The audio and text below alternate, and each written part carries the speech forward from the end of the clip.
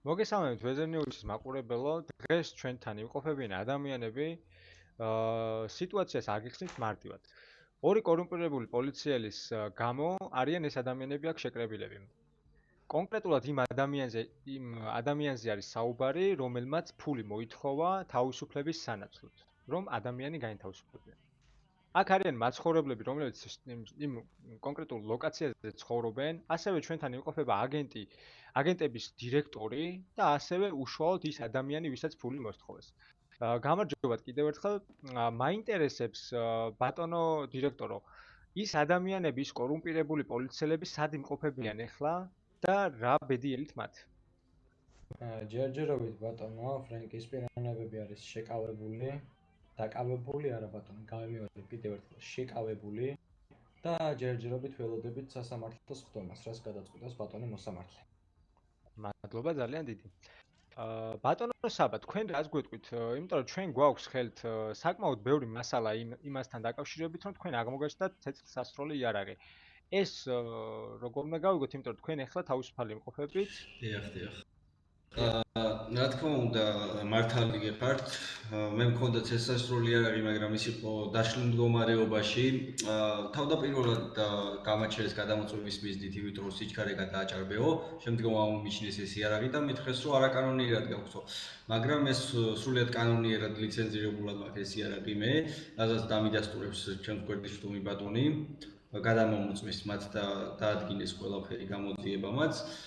ეს იარაღი იყო სრულყოფილად დარეგისტრირებული და ჰქონდა მისი ტარების უფლებაც, რა თქმა უნდა, დაშლილ მდგომარეობაში. გასაგებია, ძალიან დიდი მადლობა. ბატონო დირექტორო, თქვენ ამას დაადასტურებთ, როგორც ბატონმა თქვა, უშუალოდ თქვენ გადაამოწმეთ ეს პიროვნება. ერთი წუთი ბატონო, ფრენკ რაღაც ვერ გავიგონე თქვენი ხმა, კარგად რომ გამიმეოროთ კიდევ ერთხელ. ანუ უშუალოდ ამ ადამიანმა თქვა, რომ თქვენ გადაამოწმეთ და შეამოწმეთ იარაღის ტარების ლიცენზია ქონდა თუ არა.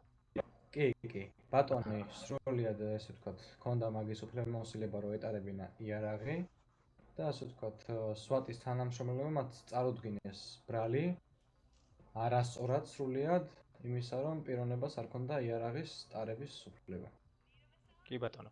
და ამის შემდგომ თქვენ მოგთხოვეს ფულადი თანხა, რის გამოც თქვენი თავისუფლებით საჰკვეთა მოხდებოდა, ხომ ასეა? დიახ, მე ვადასტურებ აქ ფაქტსაც.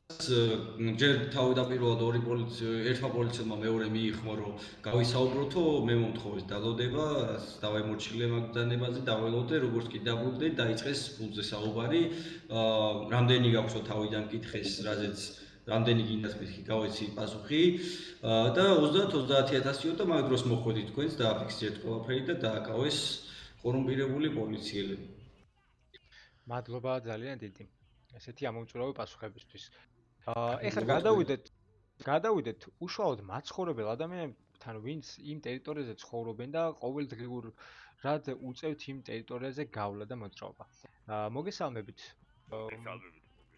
მაინტერესებს თქვენ როგორ გძნობთ თავს, დაცულად გძნობთ თუ არა თავს, როდესაც ესეთი ორი პოლიციელი არსებობს კორუმპირებული და ფულზე, ასე ვთქვათ, ორიენტირებული. მე რა თქმა უნდა თავს უსაფრთხოდ ვერანაირად ვიგრძნობ. პირიქით, ზეციურება უნდა გვიბრალონ ესეთი, როგორც ბატონი ოდინია, ესეთი ხალხი უნდა გვიბრალოს სტატებში.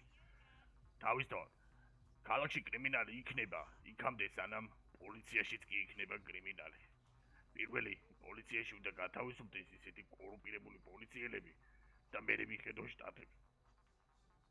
მადლობა, ძალიან დიდი მადლობა. ბატონო გიორგი, თქვენ რას გვიყვით? ორიოდე სიტყვა რო გვითხრათ, თქვენ როგორ ვფიქრობთ, მსგავსი სიტუაციები რამდენად საზოგადო მასობრივი სიტუაცია არის თუ მხოლოდ თქვენს უბანში ხდება ესეთი სიტუაციები? სიმართლე რო გითხრათ, მასობრივად ხდება ესეთი სიტუაციები და ფაქტი არის ძალიან ცუდი. მე პირადად დაცულად ვეუგრძნობ თავს ქუჩაში, როდესაც გადავაადგილდები, ვერანაირად. პლუს ესეთი პოლიციელები, რომლებიც ფულს იღებენ, უამრავ კრიმინალს ათავისუფლებენ. კრიმინალი რჩება დაუსჯელი, მათ იციან, რომ რაღაც თანხის სანაცვლოდ ისინი ისე მოახერხებენ ქუჩაში გამოსვლას. არ ვიცი, ძალიან აღშფოთებული ვარ ამ ფაქტთან დაკავშირებით და იმედი მაქვს, რომ ყველაფერი გამოსწორდება და ეგეთ პოლიციელები აღარ იქნებიან ჩვენს ჯადებში. რა თქმა უნდა, მეც ამის იმედი მაქვს. გაიხარეთ, ძალიან დიდი მადლობა. ბატონო აზრალი, თქვენ თუ გქონიათ მსგავსი სიტუაცია, რომ ფულის სანაცვლოდ თქვენ თავისუფლების აღკვეთას ითხოვდნენ? მე არა ვარ კრიმინალი და არც ყველა უბრალოდ არ მოსულან სიმართლე რო გითხრათ ბატონო ფრინგ. გასაგებია. მაგრამ მადლობა. უშუალოდ მეორე ფაქტი მაქვს ნანახი. ანუ შესწრები ხართ მსგავს ფაქტს. კი. კარგით, მადლობა დიდი. Weather News-ის სახელით მადლობას მოგახსენებთ აქ მობრძანებისთვის. დაგემშვიდობებით Weather News-ის მაყურებელო, დროებით თქვენთან იყო ფრენკ დელგადო და მომავალ შეხვედრამდე.